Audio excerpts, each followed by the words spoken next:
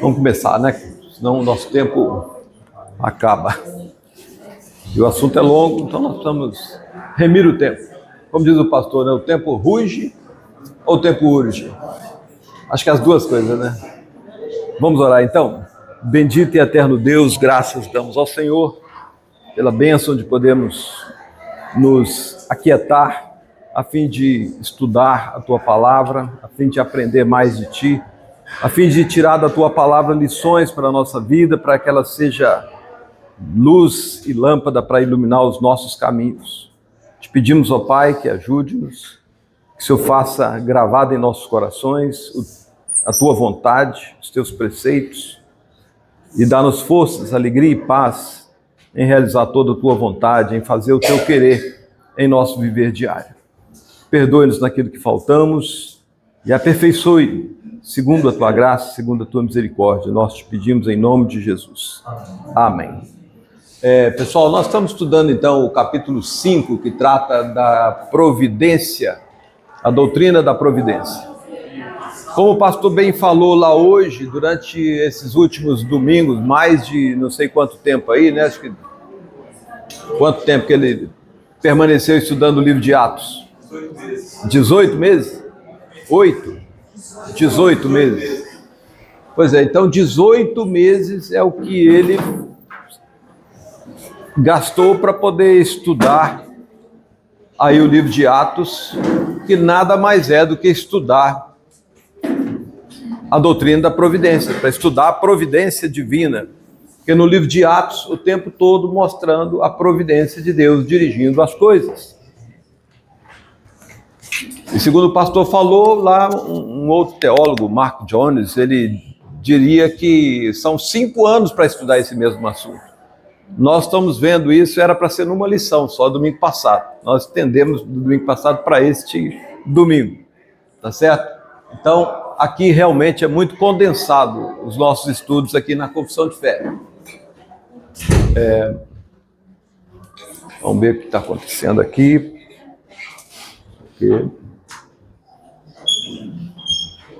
Tá.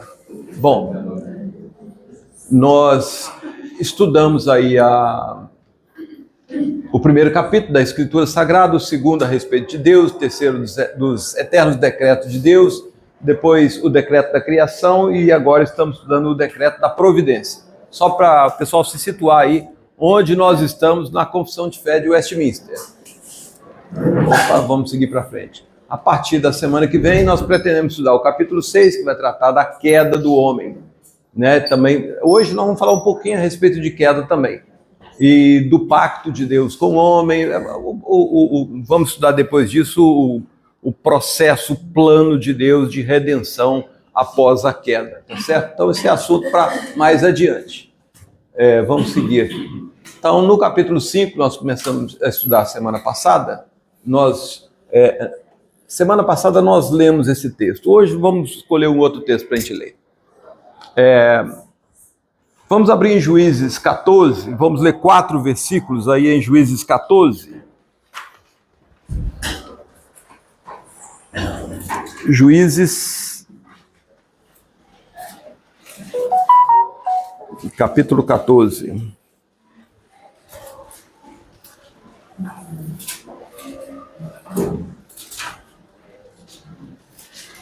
Podemos ler todos juntos? Aqui vocês já vão ver como que a providência de Deus atua, como que ela age. A despeito de qualquer coisa, Deus está agindo. Nós já vimos aí como que Deus dirige até mesmo o fio de cabelo da nossa cabeça que cai, é Ele quem dirige. Juízes 14, 1 a 4. Vamos ler juntos? Desceu Sansão a Tímna, vendo em Tímna uma das filhas dos filisteus, subiu e declarou a seu pai e a sua mãe e disse: vi uma mulher em Tímna, das filhas dos filisteus, tomai-ma, pois, por esposa. Porém seu pai e sua mãe lhe disseram: não há porventura mulher entre as filhas de teus irmãos, ou entre o meu povo. para que vás tomar esposa dos filisteus, daqueles incircuncisos? Disse Sansão a seu pai: toma-me esta, porque só desta me agrado. Mas seu pai e sua mãe não sabiam que isto vinha do Senhor, pois estes procurava ocasião contra os filisteus, porquanto naquele tempo os filisteus dominavam sobre Israel. Onde você viu aí uma prova da providência de Deus nesse assunto aí? Um assunto complicado. Por que um assunto complicado? Porque é difícil quando um filho quer se casar fora da aliança com Deus. Então, se nossos filhos estão aliançados com Deus, como nós estamos, é de se esperar que os nossos filhos procurem casamento dentro dessa mesma aliança. Porque a Bíblia, desde os primeiros capítulos da Bíblia, ela proíbe terminantemente os filhos da aliança se unirem com aqueles que não são filhos da aliança. Vocês sabem que até mesmo o dilúvio de Gênesis começa dizendo: quando os filhos dos homens começaram a se unir com as filhas, né, com as filhas de Deus, né, os filhos de Deus começaram a se unir com as filhas dos homens, então Deus propôs e fez aquele dilúvio. Não é isso que nós vemos lá? Então, é o chamado casamento em julgo desigual. Isso sempre foi rejeitado. No meio do povo de Israel, Balaão, por exemplo, tentou o povo de Israel para jogar o povo de Israel contra Deus, sugerindo que os filhos se casassem com pessoas que não eram do povo de Deus. E, de fato, fazendo isso, a ira de Deus se acendeu contra o povo de Israel. Aqui nós vemos Sansão desejando praticar este pecado. Ele viu uma filha dos filisteus e ele gostou dela. E ele diz: toma-me essa por esposa. É os pais que tomavam esposa para os filhos. Até poucos anos atrás, um século atrás, era assim. Mas olha o que diz no 4. Mas o seu pai e sua mãe, eles estavam muito decepcionados, muito tristes com o filho. Mas olha o que está no 4 aí, ó. Mas seu pai e sua mãe não sabiam que isso vinha do Senhor, pois o Senhor procurava ocasião contra os filisteus. Perceba que até o nosso pecado está debaixo da providência de Deus. Até quando nós pecamos, isso está debaixo da providência de Deus. Nós vamos ver aqui no parágrafo, se não me engano, no parágrafo 6, ou no parágrafo 5, que os nossos pecados são usados por Deus em nosso favor. Ah, oba, então vou pecar bastante, porque aí Deus vai me abençoar mais e mais. Não é bem isso que a Bíblia ensina. Os nossos pecados, sim, eles têm na mão de Deus um propósito, e como a Bíblia mesmo afirma muito claramente, todas as coisas cooperam para o bem daqueles que amam a Deus, até mesmo os nossos pecados. Então vamos pecar mais? Não. O nosso pecado, ele serve como bênção para nós quando Deus, usando-o como chicote contra nós. Quem quer chicote aí? Ninguém quer, né? Usando como chicote contra nós, fazendo com que o nosso pecado traga sobre nós, seja sofrimentos físicos, seja humilhações públicas ou outro tipo de humilhação, nos faça repensar a nossa vida. É por isso que ele permite que os seus servos caiam em pecado. No caso aqui de Sansão, o texto diz que Deus estava preparando uma surpresa para os filisteus, porque os filisteus dominavam sobre Israel e eles eram maus.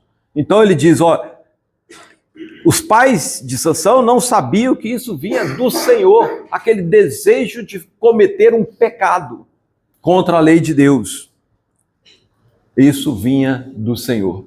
E de fato, Deus queria revelar-se ao seu povo, revelar-se a Sansão. Sansão, durante esse processo, iria descobrir de fato quem é Deus.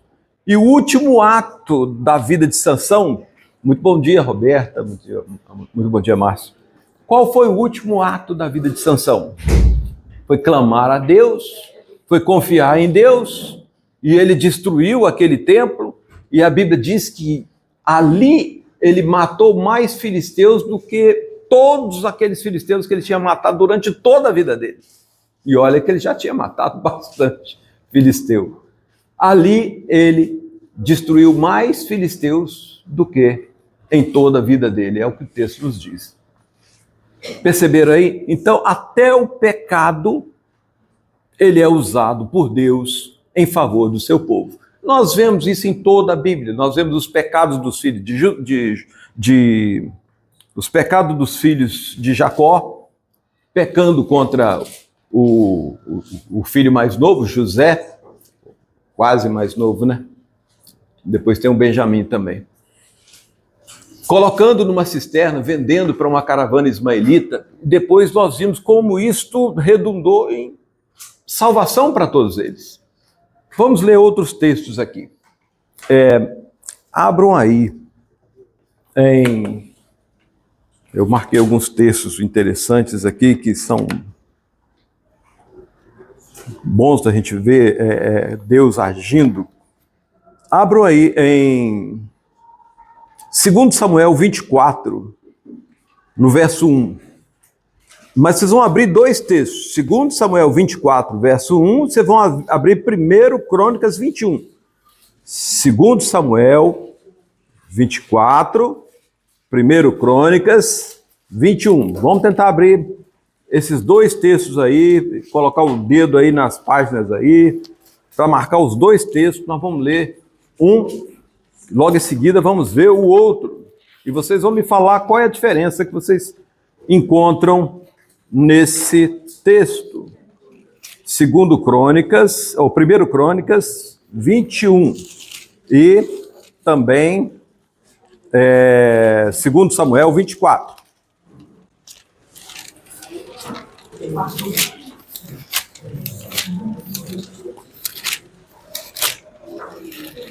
Então, em 1 Crônicas,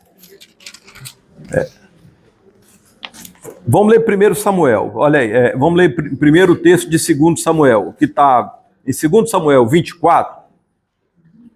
Olha o que está escrito aí, pessoal, todo mundo achou? Hein? Prestem bastante atenção. 24, verso 1.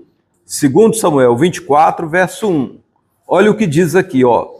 Tornou a ira do Senhor a acender-se contra os israelitas, e ele, o Senhor, né, incitou a Davi contra eles, dizendo: vai e levanta o censo de Israel e de Judá.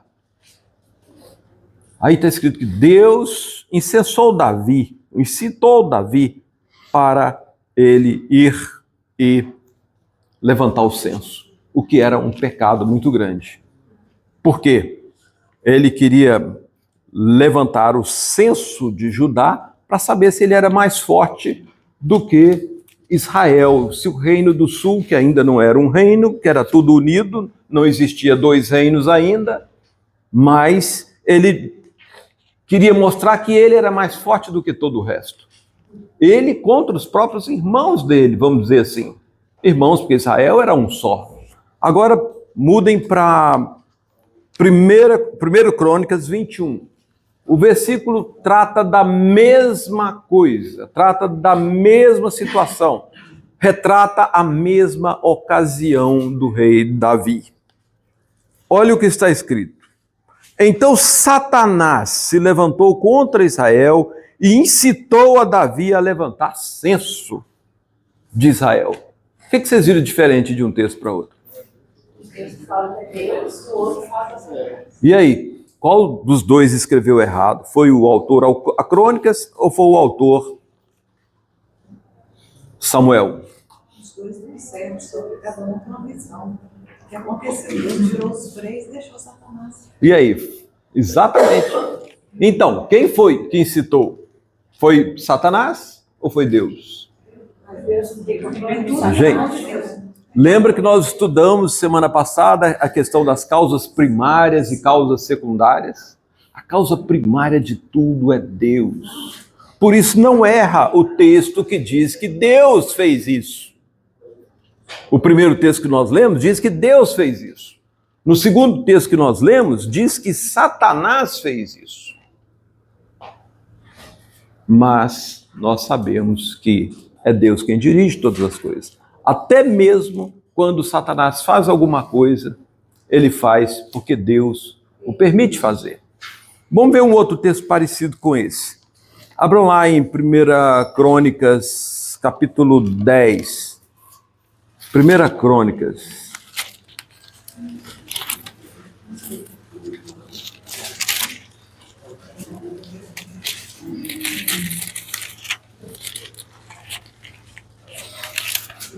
Aí vocês vão ver falando sobre a morte de quem? De Saul. Não é verdade?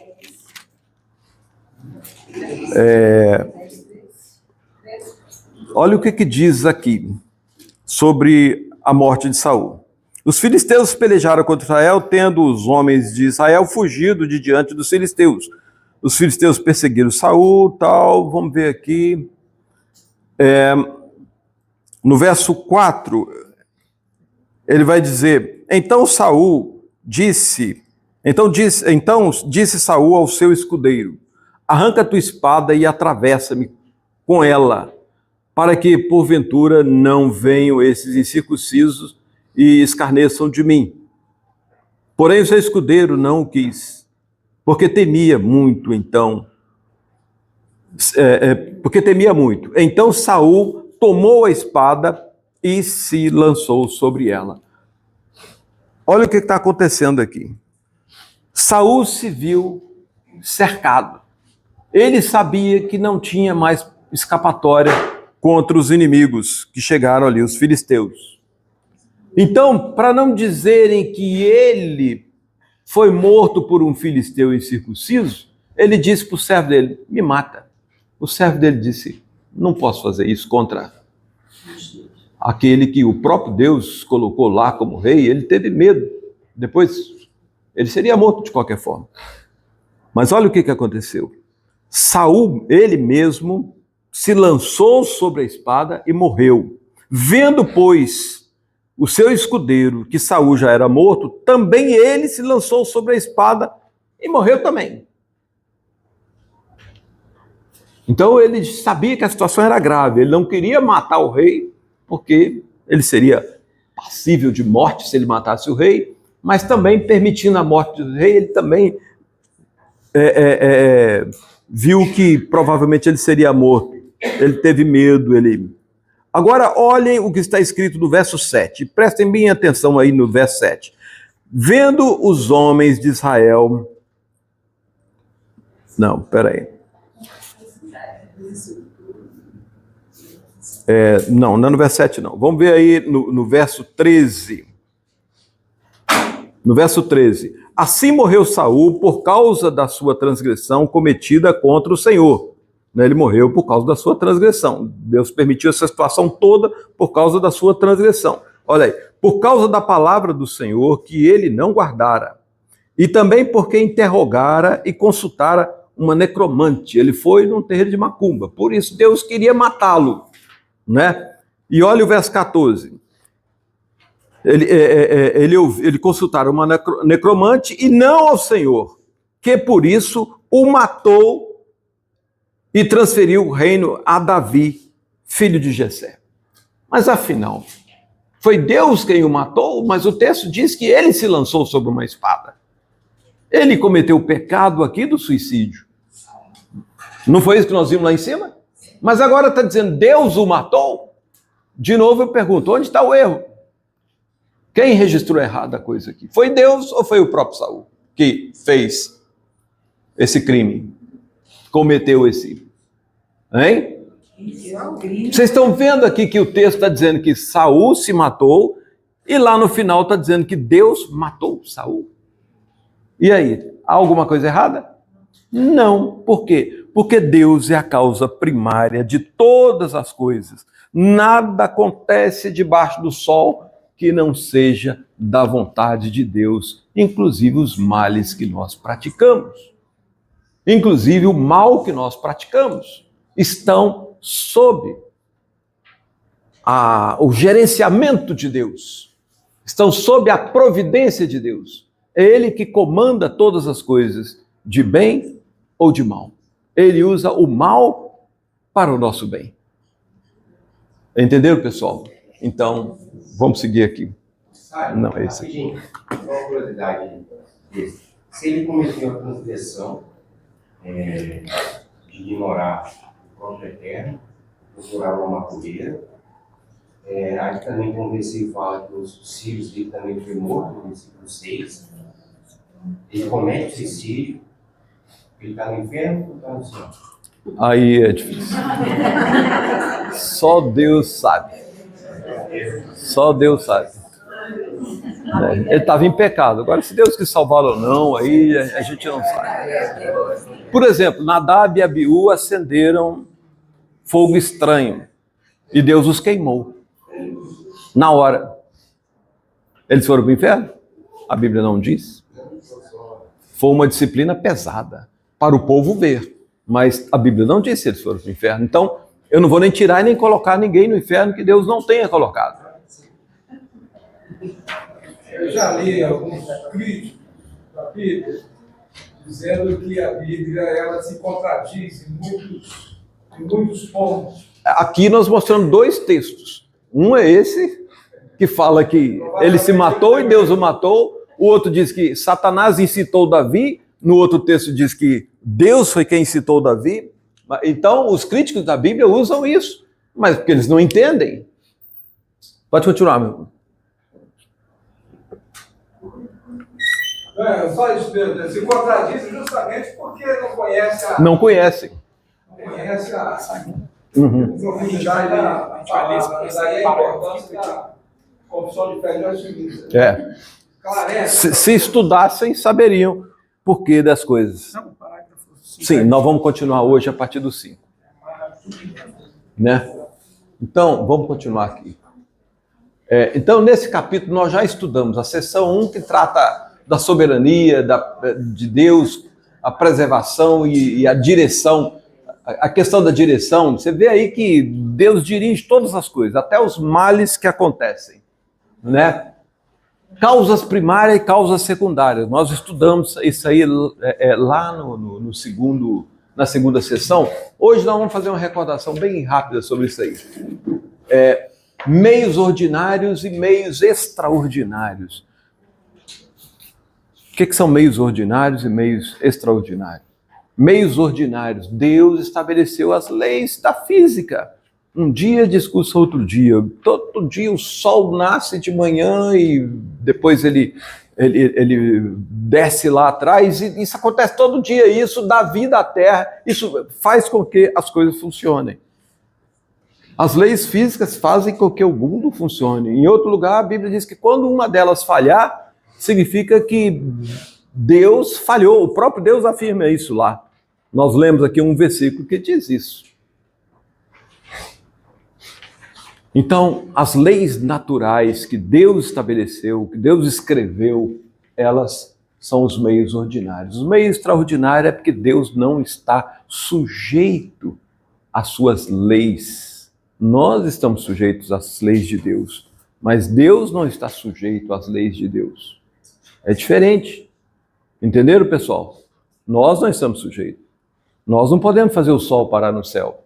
A lei física faz com que o sol, né, fique quietinho lá e a Terra esteja girando. Nós temos a impressão que o sol está andando aqui, mas é a Terra que está fazendo o seu giro em torno de si, né? E a gente vê o sol caminhando. Mas houve um dia que o sol parou.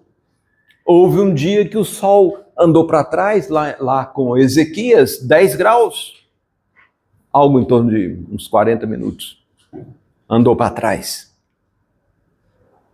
Ou seja, Deus está acima das leis que ele mesmo estabeleceu.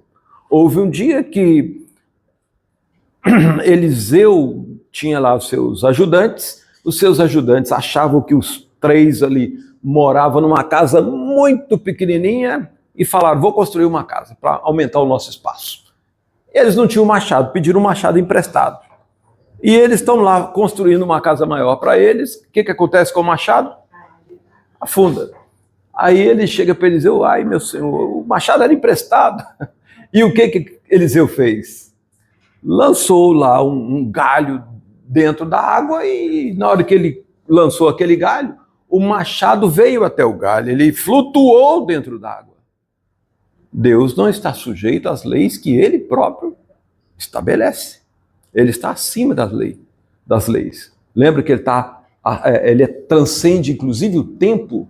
O tempo para Deus, o tempo é uma variável física para nós, mas não para Deus, tá certo? Então, ele usa os meios ordinários, mas usa também os meios extraordinários, né? Também, esse aqui nós já estudamos, esse aqui já, né? A primeira queda?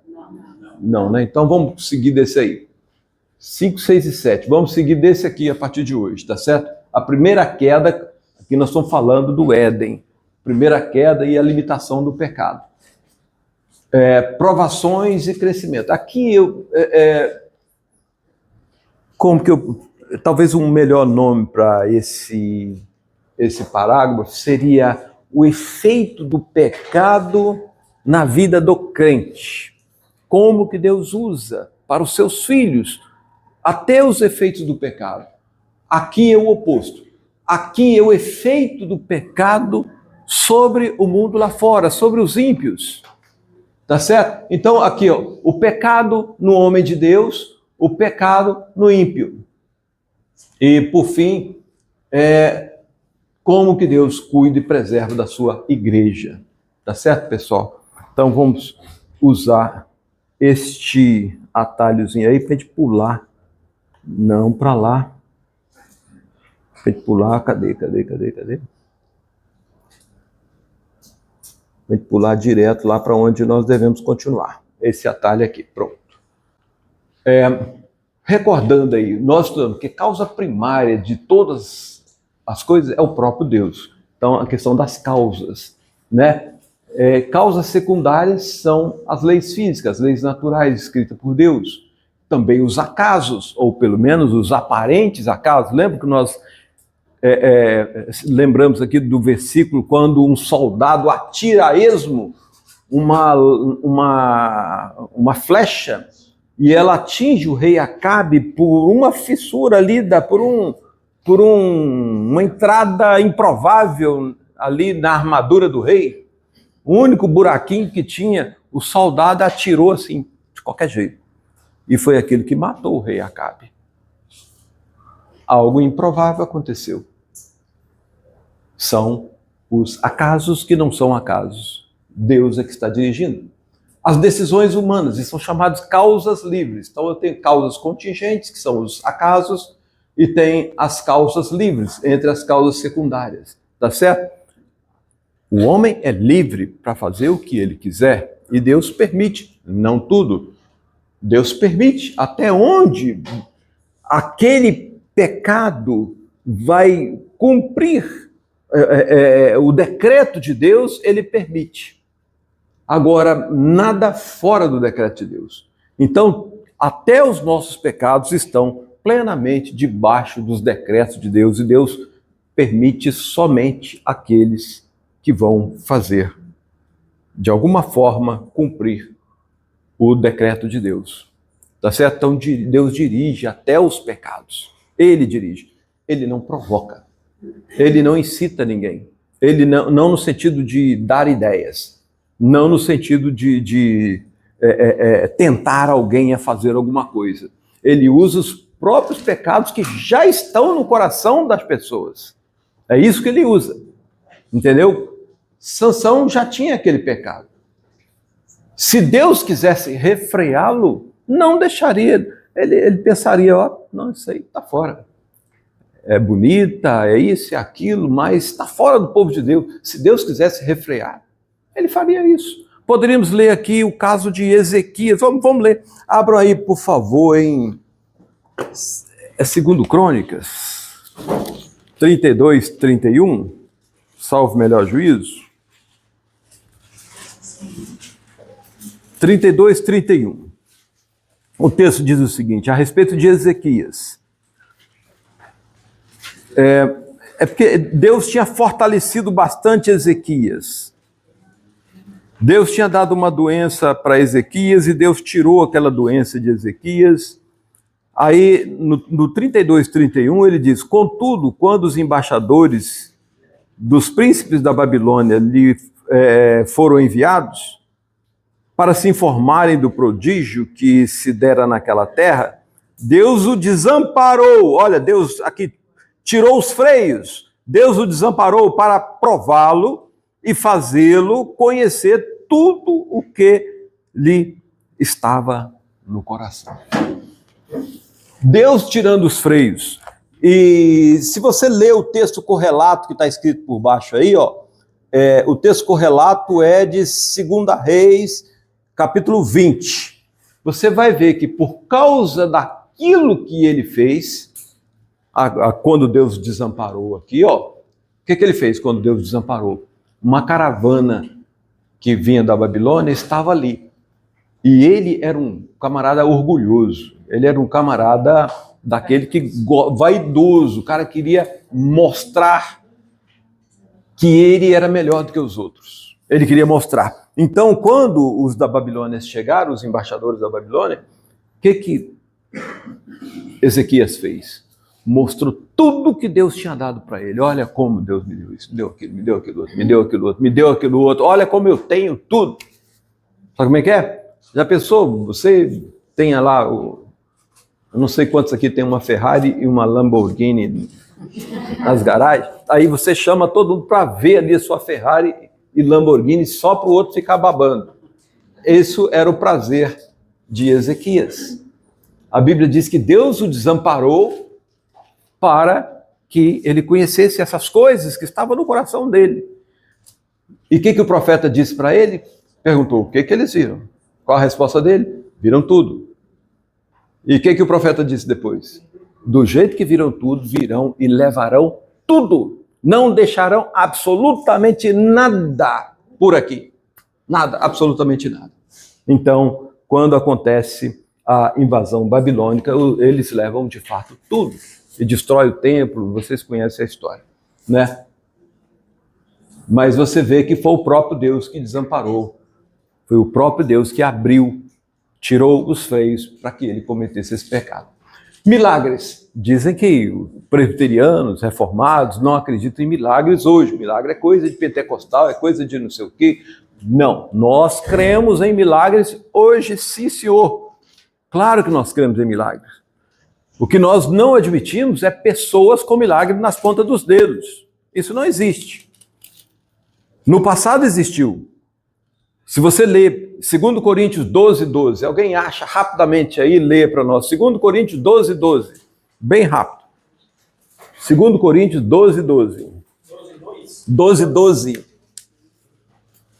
Pois as credenciais do apostolado foram apresentadas no meio de vós, com toda a persistência de sinais, prodígios e poderes miraculosos. Então ele está dizendo aí, por sinais, prodígios e poderes miraculosos, eu provei diante de vocês o meu apostolado. 2 Coríntios 12, 12. Então ele está dizendo aí que por meio de sinais, prodígios e poderes miraculosos, ele provou que ele era um apóstolo. Então sinais e prodígios, milagres feitos por um homem, era coisa do tempo do apostolado. Hoje nós não temos mais apóstolos. Jesus levantou 12 apóstolos, tirando Judas, colocando Paulo aí no lugar de Judas. 12 apóstolos, não levantou outros. Os apóstolos morreram e não tiveram sucessores. Não teve substituição de apóstolos, depois da morte daqueles apóstolos. 12 são o número dos apóstolos. Se você ler lá em Apocalipse, aquela visão da cidade de Jerusalém, eu vi a cidade tal, e nela havia o quê? 12 portas, com 12 nomes dos patriarcas, havia 12 fundamentos, ou seja, 12 alicerces naquela cidade. O que estava escrito em cada um desses alicerces? O nome de cada um dos apóstolos. Eles são somente 12. Então não acredite nesses neo-apóstolos que aparecem por aí, são só enganadores. Não passa de enganadores. Então, não temos mais pessoas fazendo milagres, prodígios, poderes miraculosos, como o irmão leu ali, nos dias de hoje. Então, nós não temos mais pessoas. Por que nós tínhamos naquela época? É porque era para o evangelho explodir, para o evangelho crescer, era para o evangelho difundir-se mais? Era para isso? Não, não era para isso. Naqueles tempos também não era para isso. Jesus fez muitos milagres. E quem colheu mais incredulidade do que o Senhor Jesus? Ele que fez milagre na frente de todo mundo. Alguém colheu mais incredulidade do que o próprio Senhor Jesus? Vendo, vejam e não percebam. Ouçam e não entendam. É isso que aconteceu nos dias de Jesus. Não é verdade? Ele fez, por exemplo, o milagre de uma multiplicação de pães e peixes no meio de uma multidão enorme. No dia seguinte, aquela multidão enorme estava lá, atrás de Jesus novamente. E Jesus não fez mais milagre de pão, nem nada. Ele disse, vocês vieram porque vocês comeram e se fartaram. Ou seja, vocês estão aqui só atrás de pão. E o que aconteceu? Todos foram embora e Jesus olha para os seus discípulos e fala, e vós não quereis ir também? Está vendo? As pessoas querem não Jesus, querem as bênçãos de Jesus, mas não amam Jesus. Elas querem aquilo que Deus pode dar, não querem Deus. Então, milagres não mudou a situação deles. Eles viram o milagre, eles comeram do milagre. Eles perceberam que o milagre era verdadeiro. Tão verdadeiro que eles estavam no outro dia para ver de novo o milagre e comer de novo. E se fartarem de novo. 10 leprosos foram curados. Quantos voltaram? Um só. E esse um era estrangeiro. Era dos samaritanos, que eles nem consideravam gente.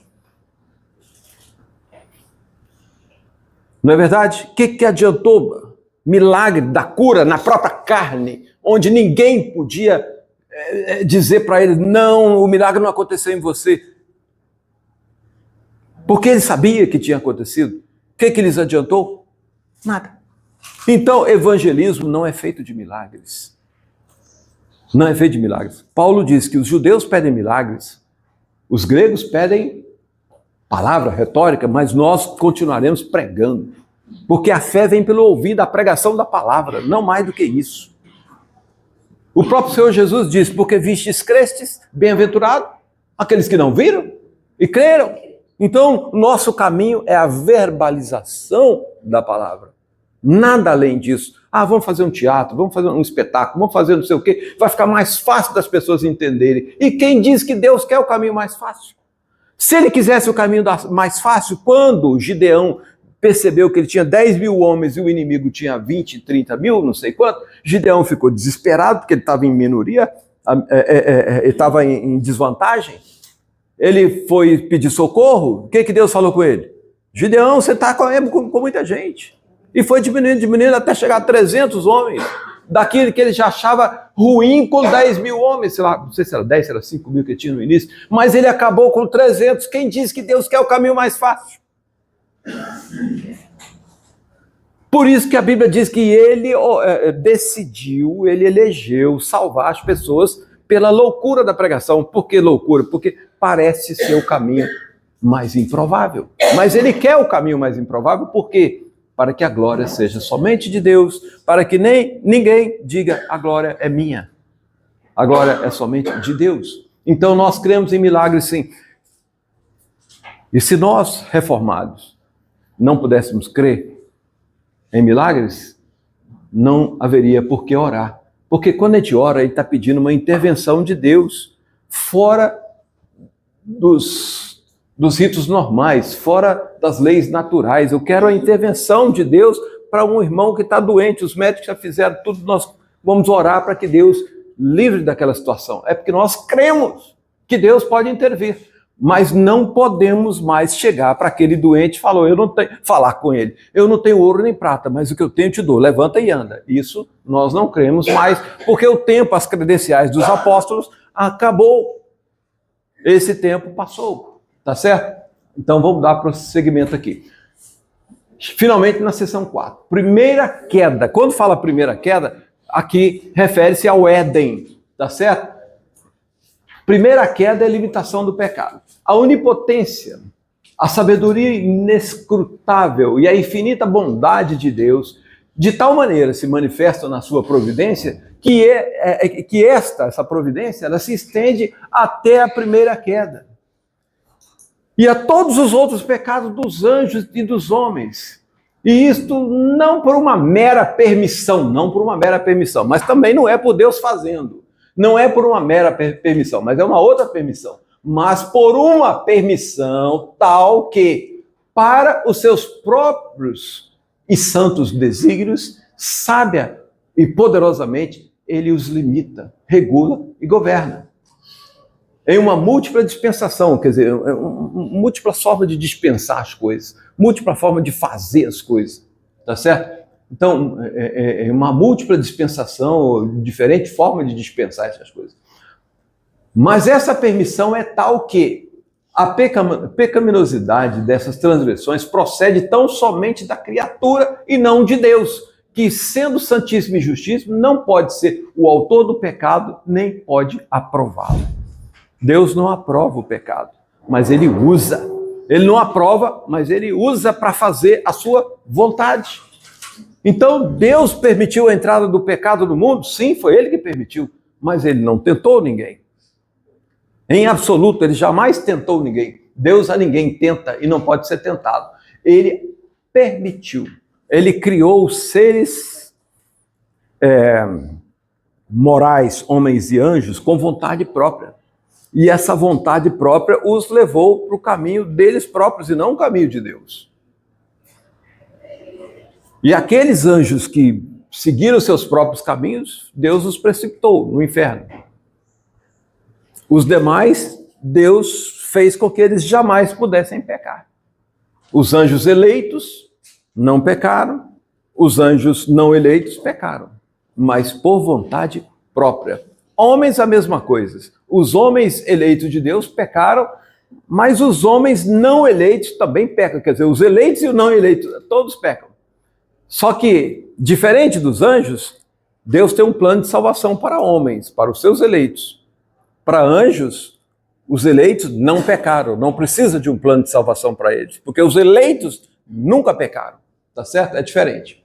Vamos separar aqui por parte, essa primeira parte aí, né? Vamos ver aqui, a onipotência de Deus, inescrutável e tal, ela se estende até a primeira queda, ou seja, não só até a primeira queda, mas tudo que vem depois, ó.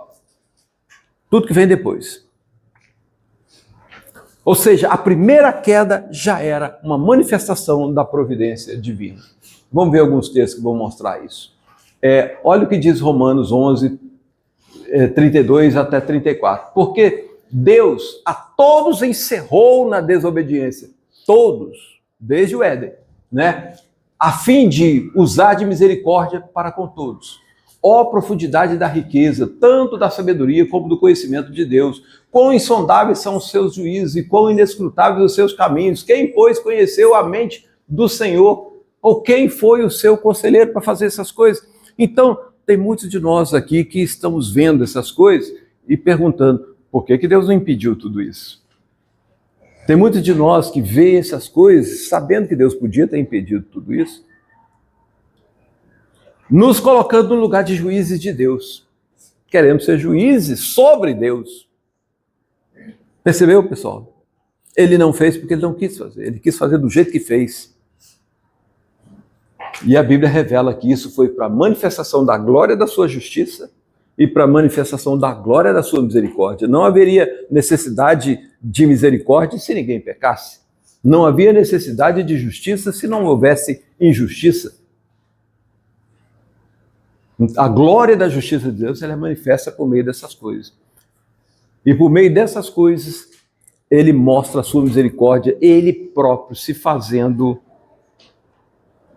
irmão nosso. E a consequência de tudo isso, ele próprio absorve no seu próprio corpo. Ele sofre com isso. E ele toma a culpa pelos nossos pecados todos. Ele não se isenta. Ele sofre com tudo isso. Então, ele tem um motivo sério antes que a gente tente ser juízes sobre Deus. Nós não podemos ser juízes de Deus. É difícil de entender? Ó, a profundidade da riqueza, tanto da sabedoria e do conhecimento. Quão insondáveis são essas coisas? É difícil mesmo. Se é difícil para ele, que está escrevendo isso aqui, né? Quão inescrutáveis são essas coisas, como é que a gente não consegue entrar nessas coisas e compreendê-las totalmente? O apóstolo Paulo está dizendo. Porque na verdade, olha aqui, ó, Atos 4, porque na verdade se ajuntaram nessa cidade contra o teu santo servo Jesus, que ungistes, se ajuntaram Herodes e Pôncio Pilatos, também com gentios e com gente de Israel, para fazerem tudo o que a tua mão e o teu propósito predeterminaram que se fizesse. Ou seja, Deus havia predeterminado que eles matassem Jesus do jeito que mataram. Cometeram pecado?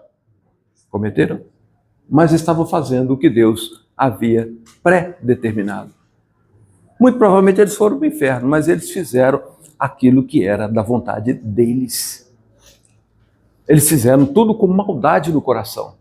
E muitos dos que estavam lá crucificando Jesus foram salvos também. Muitos foram salvos também. É por eles que Jesus orou: Pai, perdoa-os porque não sabe o que faz. Ele não ora pelo mundo, ele ora pelos seus que estavam lá fazendo aquilo. Por que eu digo que ele não ora pelo mundo? Porque lá em João 17:9 está escrito: Pai, eu não rogo pelo mundo, mas rogo pelos que me destes. Está muito claro lá. Né? Vós, na verdade, aqui é José falando a respeito dos irmãos dele, que havia vendido ele. Tal. Vocês aí, meus irmãos dele, né?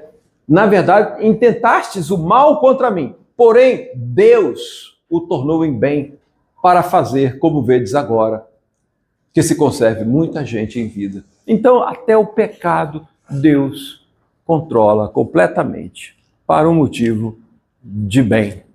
Sempre, todas as coisas contribuem para o bem, até o pecado, até o nosso pecado. Vamos pecar muito por causa disso? Não, porque o pecado traz consequências danosas para nós, né? É o chicote de Deus. Para os seus próprios e santos desígnios, sabe poderosamente, Deus os limita, regula, governa, em uma múltipla dispensação, ou formas, né? Então, ele, de diferente forma, ele dispensa, ele permite que esses pecados aconteçam. Disse o Senhor a Satanás: eis que tudo quanto ele tem está em teu poder, somente contra ele não estenda a mão. Está vendo como Deus limita? Deus aqui está soltando os freios de quem? De Satanás. Mas não está soltando totalmente. Ele está dizendo, ó, somente contra ele não estenda as mãos. Aí depois, esse mesmo Satanás falou, mas também o Senhor não deixou mexer com ele, só deixou tirar as riquezas dele. Aí o que Deus fala? Vai lá e toca nele também. Só não tira ali a vida. Aí Satanás foi lá, e o pastor falou sobre isso hoje lá em cima. Colocou furúnculos nele, colocou uma doença nele que doía desde a planta do pé até a cabeça. Tocou nele, mas sempre debaixo dos freios daquele que é soberano, que é Deus. Deus é soberano. O diabo não é soberano sobre nada. Em 2 Reis nós encontramos: por causa do teu furor contra mim, e porque a tua arrogância subiu aos meus ouvidos, porei o meu anzol no teu nariz, e o meu freio na tua boca, e te farei voltar pelo caminho onde vieste. Aqui ele está mostrando que ele é quem manda. Aqui é quando Senaqueribe estava para invadir ali a cidade de Jerusalém. O que Ezequias fez? Orou, colocou o povo para jejuar e orar, e Deus falou: vocês não terão que lutar nessa batalha. E o que aconteceu naquela batalha? Eles não tiveram que lutar. Eles que estavam espremidos ali, de repente acordaram um dia, foram lá fora e viram que tinha 185 mil cadáveres. 185 mil. E de fato Senaqueribe deu marcha ré, voltou para a cidade dele. Qual que era a cidade dele? Nínive, na Síria. E lá ele chegou envergonhado, sem exército. Os próprios filhos dele, 2 filhos, se uniram para matá-lo. E foi o que aconteceu com ele. Foi o que aconteceu com Senaqueribe. Tá vendo? É Deus quem controla tudo. Ele está no controle. Por isso acontecerá que, havendo o Senhor cumprido toda a sua obra no Monte Sião e em Jerusalém, então castigarei o rei da Síria, é esse castigo que veio depois, né? Pela soberba de seu coração e pela arrogância de seus olhos. Deus tinha fortalecido o rei da Síria para destruir aqueles povos idólatras todos ali. Aí eles começaram a zombar do Deus de Israel, falando, nós vamos, do jeito que nós destruímos os outros, vamos destruir vocês também. Aí Deus pôs um freio nele, tá certo? A última parte aqui, a parte 3 dessa seção 4, ela vai dizer, essa permissão é tal que a pecaminosidade dessas transgressões procede tão somente da criatura. Então, o pecado, embora Deus dirija o pecado também, o pecado não parte de Deus. Ele parte da vontade da criatura. Ele mostra, exibe o que a pessoa é. Exatamente. Mostra o que está no coração da pessoa. Entenderam? Então, Deus apenas solta os freios, mas ele não é autor do pecado de ninguém. Olha, porque tudo que há no mundo, a concupiscência da carne, a concupiscência, concupiscência é desejos, pessoal. Então, porque tudo que há no mundo, os desejos da carne, os desejos dos olhos, a soberba da vida, essas coisas não procedem do Pai. Não vem de Deus. Deus não tenta ninguém, né? Mas ela procede do mundo. Lembra que a Bíblia fala que o coração é enganoso, desesperadamente corrupto? Isso é o coração humano, né? Tens feito essas coisas no Salmo 50 e eu me calei. Pensavas que eu era teu igual, mas eu te arguirei. Pensavas que eu era teu igual, você pensa que eu tento, vocês também. Vocês pensam que o pecado está em mim também. Não está. É isso que Deus está falando. O pecado não parte de Deus. Pensavas que eu era teu igual. Às vezes você quer julgar Deus pela nossa régua. Não pode fazer isso. Tá certo? Nele não há pecado algum. Em Tiago ele diz, ninguém ao ser tentado diga, sou tentado por Deus, porque Deus não pode ser tentado. Não pode ser tentado pelo mal e ele mesmo a ninguém tenta. Ao contrário, cada um é tentado pela sua própria cobiça, quando essa o atrai e o seduz. Então, cada pessoa comete pecado pelos seus próprios desejos, porque desde a queda do Éden, todos estão tomados pelo pecado. E se Deus não usasse dos freios, não existiria humanidade, porque sair na rua significa ser morto pelo vizinho, porque todo tipo de mal está no coração do seu vizinho e no seu também. Ele estaria em perigo perto de você, você está em perigo perto dele, por causa do mal que existe no seu coração e no meu coração. Mas Deus, por aquilo que eles chamam de graça comum, refreia o pecado no mundo, porque senão o mundo seria inabitável. Ele permite que o mundo seja habitável, ainda que com dificuldades para a vida do crente, porque o crente é perseguido em tudo quanto é lugar. Essa semana vocês viram aí uma promotora, porque uma pessoa falou o nome de Deus, ela deu um maior chilique, fez um maior barraco lá. Vocês viram isso? Ela falou que Deus é inconstitucional. Ela falou que Deus é inconstitucional. Ela falou... Maluquice. Ela usou a instituição devidamente, ela afastou diversos direitos humanos, enfim, ela fez uma leitura errônea. Totalmente. E falou em nome da instituição, que é indevido também, certamente. Eu acredito que ela terá que dar explicações por isso. Querendo ou não, ela diz que Deus é inconstitucional, mas querendo ou não, a nossa Constituição, ela começa no seu preâmbulo dizendo, sob Deus, como é que é? Nós... Sob a proteção de Deus, nós promulgamos essa Constituição. Depois vocês leem lá o preâmbulo da Constituição Federal, vocês vão ver isso. Juridicamente ela também serve. Ela está totalmente errada. A Constituição, ela não conhece. Aliás, quem daqueles juízes lá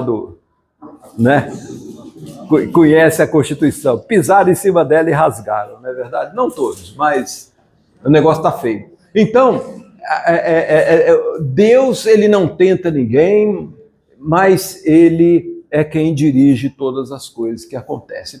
Agora sim, vamos lá para o ponto 5. No ponto 5, O efeito do pecado no crente. Depois, no ponto 6, nós vamos ver o efeito do pecado no não crente. Para o crente, embora o pecado seja mal, ele redunda em bem sempre. Mesmo que seja humilhando você, mesmo que seja arrebentando com você. Mas Deus fala assim, é melhor eu dar um couro em você aqui agora do que deixar você seguir para o inferno. Não é melhor? A Bíblia não diz lá que eu amo e disciplino. Eu disciplino a quantos amo. Lá em Apocalipse 3,19, salvo o melhor juízo. Vocês vão encontrar isso lá. Eu disciplino a quantos amo. Aqueles que são disciplinados por Deus, veem que eles não são bastardos na vida. Eles têm disciplina porque tem alguém dando um couro aqui, outro couro ali, a fim de não deixá-los se perderem pelo caminho.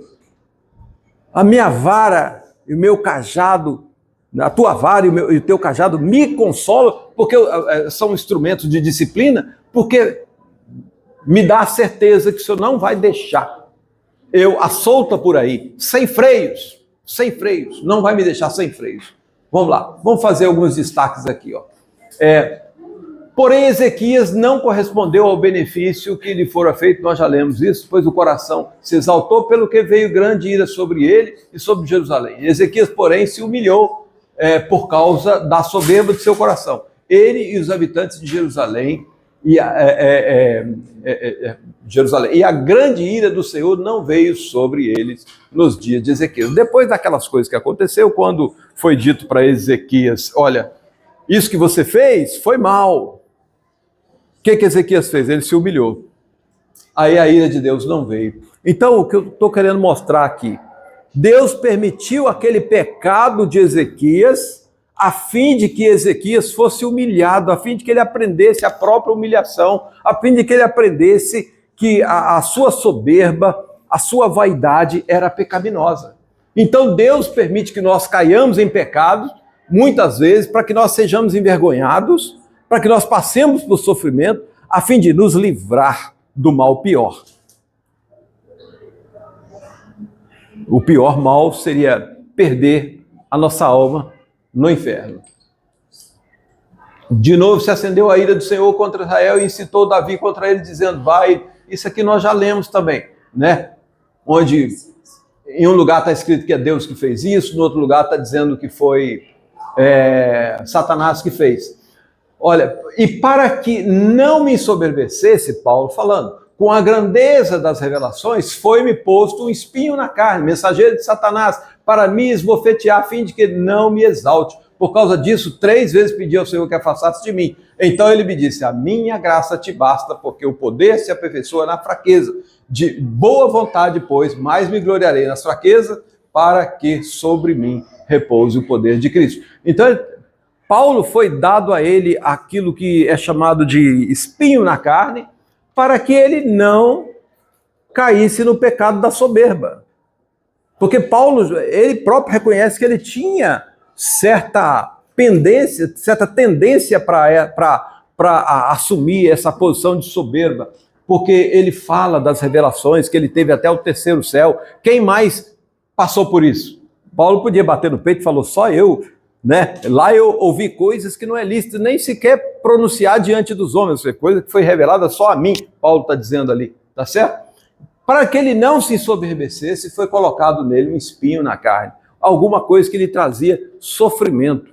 Alguns acham que a vista dele, o olho dele ficou meio ruim, né? Porque em outro lugar ele escreve, olha, com letras grandes eu escrevo assim nessa carta. Em outro lugar ele diz que eu sei que se vocês pudessem, vocês arrancariam o próprio olho e me dariam. Ele fala isso. Então alguma coisa muito esquisita aconteceu com Paulo, de forma que a própria presença dele talvez o envergonhasse pela aparência, não sei, alguma coisa que eles chamam de espinho na carne, a fim de que ele não fosse soberbo. Ah, você queria ficar soberbo, né? Então eu vou botar um negócio em você que todo mundo vai olhar para você e vai ter raiva de olhar para você, ou então vai ter vontade de rir de você, ou sei lá, alguma coisa assim. Não sei o que aconteceu. Talvez até assim, você coisas, mas isso não te foi dado. Né? Exatamente. Para ficar bem claro, olha, isso aqui não foi te dado.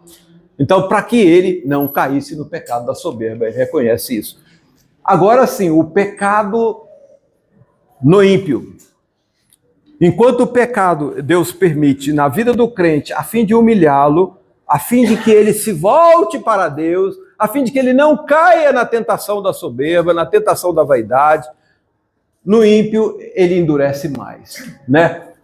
Quanto àqueles homens malvados e ímpios que Deus, como justo juiz, cega e endurece em razão de pecados anteriores, o pecado, ele não somente Deus, né? Deus não somente lhes recusa a graça pela qual poderiam ser iluminados, ou seja, Deus não os ilumina, serem iluminados em seus entendimentos e movidos em seus corações, mas às vezes também tira os dons que já possuíam e os expõe a objetos ou a oportunidades em que a sua corrupção torna-se ocasiões de pecado. Ou seja, eles ficam piores ainda. Deus permite que eles vão de mal a pior. Aqueles que não são de Deus, ele permite que eles vão de mal a pior. Além disso, Deus os entrega às suas próprias paixões, às tentações do mundo e ao poder de Satanás. Assim acontece de modo que eles endurecem mesmo sob influência dos meios que Deus emprega para o quebrantamento de outros. Ou seja, a mesma coisa que acontece, que faz um se humilhar diante de Deus, faz o outro se endurecer.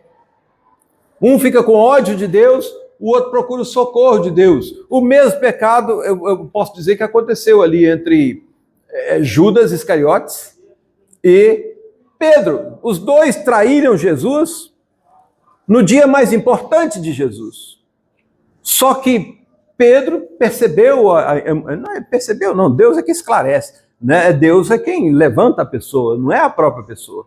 Então, sendo Pedro um eleito de Deus, ele buscou o perdão de Deus, enquanto Judas Iscariotes, ele teve remorso, foi se matar. Não é verdade? Então, pegando só essa primeira parte aí, tendo conhecimento de Deus, lá em Romanos 1, 21, 24, 26, 28, né? Tendo conhecimento de Deus, não o glorificaram como Deus. Então, aqui está falando dos ímpios. A Bíblia não admite ateísmo pleno, não. A Bíblia fala que todas as pessoas são indesculpáveis. Está lá em Romanos 1, 20. Né? 1, 20. No 21 ele vai dizer que eles são indesculpáveis, né? Já foi dito. Porque tendo conhecimento de Deus, não o glorificam como Deus. O mundo lá fora tem conhecimento de Deus. Porque a própria consciência humana já é uma prova da existência da lei de Deus no coração delas. Elas têm consciência. Todo mundo nasce com consciência. Mas porque elas não quiseram glorificar a Deus, né? Deus entregou essas pessoas à imundícia pelos próprios desejos do seu coração, né? Para desonrarem o seu corpo entre si. Ou desonrarem o seu corpo entre si, entre eles. Aqui está falando de relações homossexuais. Deus permitiu que elas entrassem por causa do endurecimento dessas pessoas. Porque elas, tendo conhecimento de Deus, desprezaram Deus a si mesmo. Vamos rapidinho, senão a gente não consegue terminar, que só falta um ponto. Entregou as paixões infames. E por haverem desprezado o conhecimento de Deus, o próprio Deus entregou a uma disposição mental reprovável para praticarem coisas inconvenientes. Olha lá, no 24, Deus entregou. No 26, os entregou Deus. No 28, o próprio Deus os entregou. Perceberam que o próprio Deus permite que o ímpio vá de abismo em abismo? Perceberam? O pastor Hernandes costuma dizer, né, que o mesmo sol que amolece a cera, endurece o barro. A mesma palavra, ela tem efeito diferente entre aqueles que são de Deus e aqueles que não são. A palavra de Cristo, ela é o bom perfume de Cristo, que para uns, né, ela tem cheiro de vida para vida, para outros, aquela mesma palavra tem cheiro de morte. Porque a palavra de Cristo, ela tanto fala de inferno como fala de salvação. Só que aqueles que são de Deus, eles ouvem a parte de salvação. Aqueles que são os ímpios, eles ficam só com a parte de inferno, que é a única coisa que cabe a eles, entenderam? Enquanto uns se alegram plenamente, outros têm cheiro de morte para morte. Bem rápido para o horário mesmo. Eu tenho lido até o Antigo Testamento e com as aulas aqui também, e uma coisa que eu tenho pensado sempre, quando a gente olha para nós, entre nós, e até aqueles que não estão também na igreja, ou ainda não entenderam a palavra, enfim. Mas aqueles, vocês entenderam? Aqueles que a gente vai falar assim, nossa, como vive dessa forma? E o que tem vindo no meu coração é sobre misericórdia, porque eu não escolhi viver assim. Não foste vós que escolhestes a mim, mas eu que escolhi a vós outros. Nós, os crentes, a Bíblia diz, tratamos as pessoas que vivem de forma diferente com preconceito. Você entendeu o que eu estou dizendo? O que eu quero dizer é o seguinte: nós não fazemos o mesmo pela misericórdia do Senhor. É isso. Pela misericórdia do Senhor. Então, eu sinto que às vezes alguns cristãos colocam-se como santos, como culto, que não é o que nos é ensinado aqui não, tá? Aqui é nos ensinado graça, misericórdia. E é isso que eu quero que a gente pense para dar mais valor ainda. Sim, mas perceba que isso é um grande erro, porque, como nós falamos desde o início, é um grande erro nosso, porque desde o início nós falamos que todas essas coisas são assim para a glória da misericórdia de Deus. Então, se nós faltamos com essa misericórdia, aí nós estamos faltando para com o projeto de Deus. E é a misericórdia que nos alcançou. Então, esse trabalho que a igreja faz de evangelizar é um trabalho de buscar entre aqueles que são ímpios hoje, mas que amanhã poderão ser bons irmãos. Nós já estivemos nessa situação. Então, se nós somos alcançados, é porque a igreja, na verdade, trabalhou. Então, a igreja não é toda assim. A igreja trabalha, e exatamente porque ela trabalha... Para a gente não ser assim, para a gente ter para pensar, eu também não estou nessa situação porque a misericórdia... Porque a igreja alcançou você. A igreja alcançou você. Cristo usando a igreja. Porque a igreja é a forma que Deus elegeu salvar pessoas. Lembra que a conversão de Cornélio, o anjo veio e falou com Cornélio, olha, suas orações chegam. O anjo falou com Cornélio, olha, suas orações chegaram ao céu, suas esmolas, mas nada disso adiantou para a sua salvação. Chama Pedro, o qual te dirá palavras mediante as quais você será salvo e a sua casa. Chama Pedro, ou seja, a igreja. Não é o anjo que vai pregar, é a igreja que faz o trabalho. Então esse é um trabalho confiado à igreja. Então, todas as pessoas que nasceram do Evangelho, nasceram da igreja. Então, nós temos que dar importância para a igreja. A igreja é o corpo de Cristo. Ela é através dela que ele age. E nela tem boca, tem pé, tem coisa, tem gente que fala e tem gente que vive os outros trabalhos da igreja. Mas ela trabalha conjuntamente. Para a gente pensar em nós, pensar a misericórdia. Agora, não podemos ter preconceito. Não podemos ter preconceito contra ninguém, porque enquanto uma pessoa respira, por pior que ela seja, pode ser um Fernandinho Beiramar, você não sabe se Deus vai salvar aquela pessoa ou não. Ela pode estar ali numa pessoa extremamente ímpia, pode estar ali um irmão. O apóstolo Paulo era dos piores que existia na terra. Ele matava crentes. Quem foi pregar para ele? Ninguém. Vamos seguir aqui, ó. Olha lá, ó.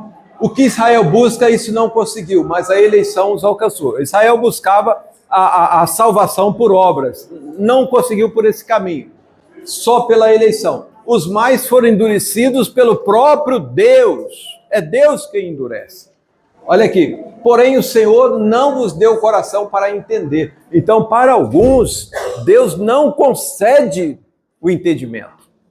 Ele não concede. Agora, nós não temos preconceito contra ninguém, porque quem tem isso é Deus. Deus não coloca uma estrela na testa daqueles que são seus eleitos. Quando ele fala com Paulo, Paulo, fala e não te cales, porque eu tenho muito povo nessa cidade. Ele não nomina esse povo. Ele manda pregar para todos de forma indistinta. Embora Deus tenha os seus bem distintos para Deus. Mas para o homem ele não revela. Para a igreja ele não revela. Nós tratamos todos lá fora como iguais. Todos como iguais, porque todos eles são um campo missionário, qualquer que seja a pessoa, por pior que seja. A Bíblia diz que aquele que foi salvo na última hora nunca fez nada de bom na vida. Nada, nada de bom. Creu na hora de morrer, aquele que morreu ao lado de Jesus. Salvo tanto quanto nós, nada diferente. Embora não tenha feito nada que presta na vida. Nada. Mas a salvação dele não é menor do que dos demais. Isso a Bíblia ensina muito claramente. Vamos lá. Vamos passar aqui para o último ponto. Ó, aqui é a última parte do mesmo ponto. Aqui, ó, a última parte. Assim acontece do modo que eles endurecem mesmo sob influências e meios que Deus emprega para o quebrantamento de outros. Ó. Nós vamos ver lá. Endurecerei o coração de Faraó para que os persiga. Quer dizer, Deus endureceu.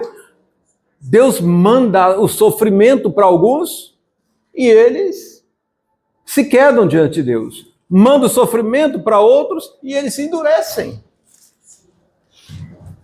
É assim. Não é verdade? Ezequias se quedou diante de Deus. Ele se humilhou. Nós vimos ali no último verso que nós lemos sobre Ezequias. Né? Mas Faraó, não. Vendo, porém, Faraó que havia alívio, olha, por causa do alívio, endurecer, mesmo vendo, né?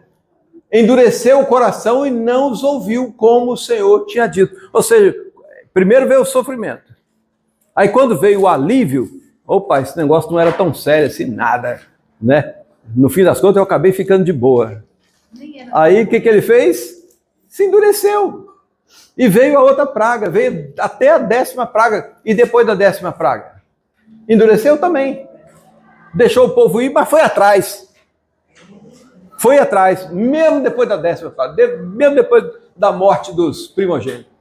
Porque nós somos para com Deus o bom perfume de Cristo, tanto nos que são salvos, como nos que se perdem. Para estes, cheiro de morte, para os que se perdem. Cheiro de morte para a morte.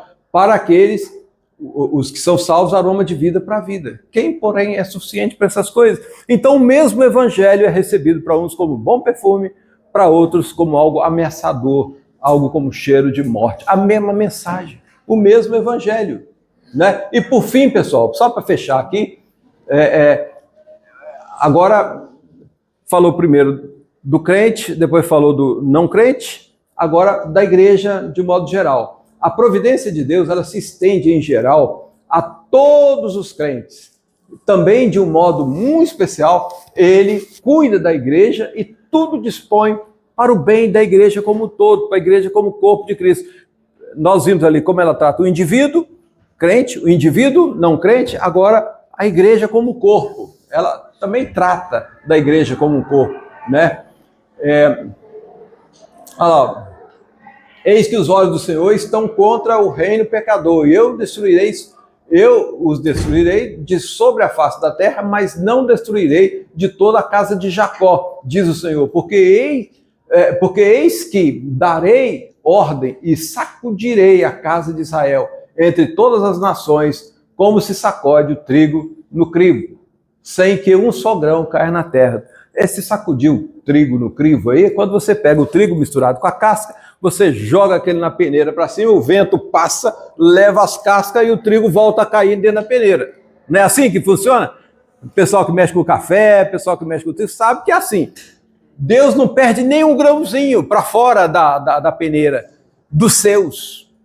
Mas aquilo que não presta, ele espanta tudo para fora, ele sabe fazer a separação dos bodes e das ovelhas, ele sabe fazer perfeitamente. Então ele cuida da igreja. Toda vez que você escutar na Bíblia, casa de Jacó, entenda-se, casa de trapaceiros, casa de Israel, é o novo nome de Jacó. Jacó teve o nome mudado para Israel, para campeão com Deus. Isso é para lembrar, vocês vieram do pecado, vocês eram trapaceiros, e depois foi feita a aliança com Deus, agora vocês são campeões com Deus. Ele está lembrando as duas situações ali, quando ele fala casa de Jacó e casa de Israel.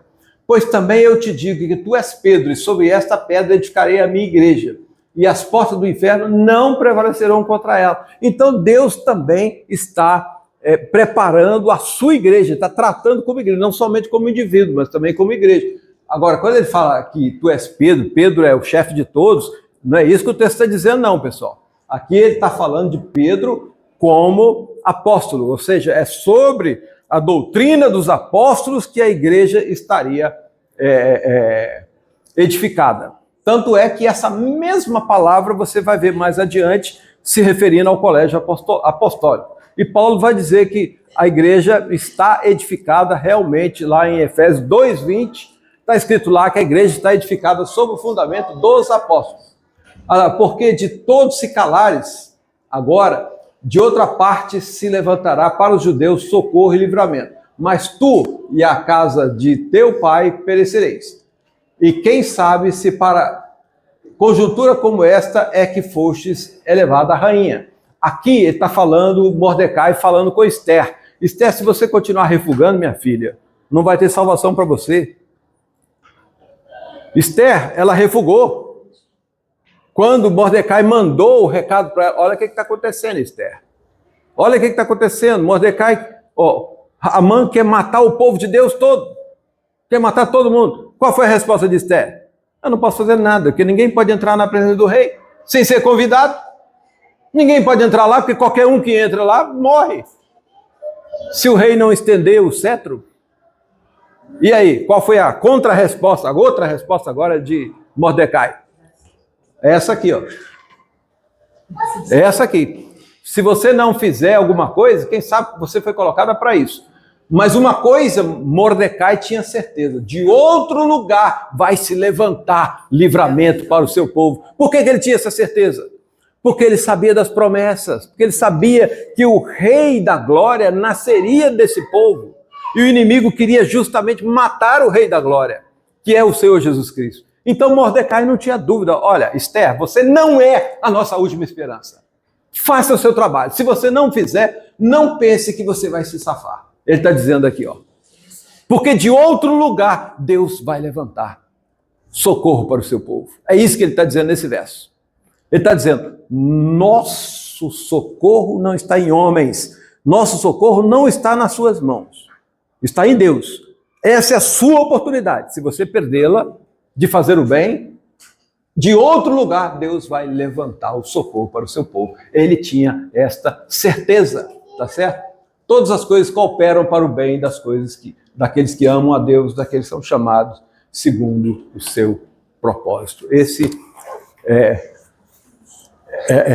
isso é o que nós aprendemos sobre a providência de Deus. Nós devemos confiar nessa providência, porque Deus está olhando cada coisa. Aquele sofrimento que você pensa que Deus não está vendo, Ele está vendo. Aquela dificuldade que você está passando, você pensa que Ele não está vendo, Ele está vendo.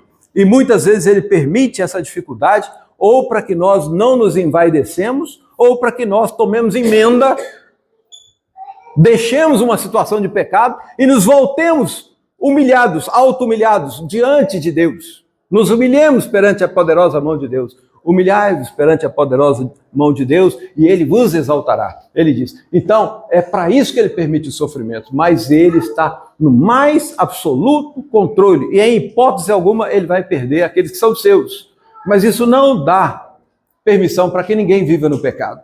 Pelo contrário, por causa de pecado, muitos sofrem e vão até óbito. Já leram aquele versículo que diz, é por causa disso que muitos estão fracos, doentes, e não poucos que dormem? Já leu lá em 1 Coríntios 11? Alguém já leu? Por causa de uma situação de pecado. Pessoa ficando fraca, pessoa ficando doente, indo para o hospital e morrendo lá, para que Deus não as perca, porque aqui está falando de eleitos de Deus. Ele leva uma pessoa a óbito, mas ele não perde. Mas você não quer chegar nessa situação de tanto sofrimento. Então, ele manda essas coisas para que você se volte para Deus. Ande nos caminhos dele. Não tenha que viver esse sofrimento. Não tenha que viver a dificuldade toda. Ele quer que você volte-se para ele. E confie nele. O mais ele fará. Que é perseverança, que é paciência. Quanto mais ora, mais busca, mais conhece, mais confia.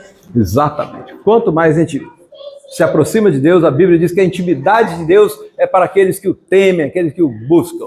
E nós precisamos de ter essa intimidade, ter prazer. Leia o livro de Esther, por favor, leia, para você ver como que a providência de Deus age. E passe a confiar nesse Deus. Edinho, você pode orar para nós, encerrando esse momento?